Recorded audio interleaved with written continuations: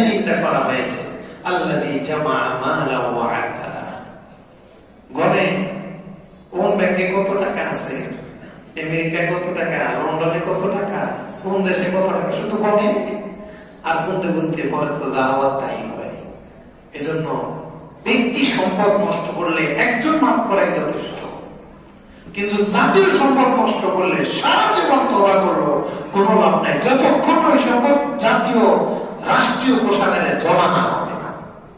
এই জন্য যারা রাস্তার টাকা মেরে খায়, হাসপাতালের রোগীদের ঔষধ বিক্রি করে খায়, যে সকল হাসপাতাল প্রধানরা, যে সকল সমাজের নেতারা গরিবের ঠিক গরিবের কম এগুলোকে মেরে খায় আর খুব সুন্দর নামাজ রোজা পড়েন, এইসব নামাজ রোজা ইবাদত আপনার এগুলো একটা মসজিদের ছাদেও যায়, আল্লাহর কাছে কবুল হওয়া তো দূরের কথা, এগুলো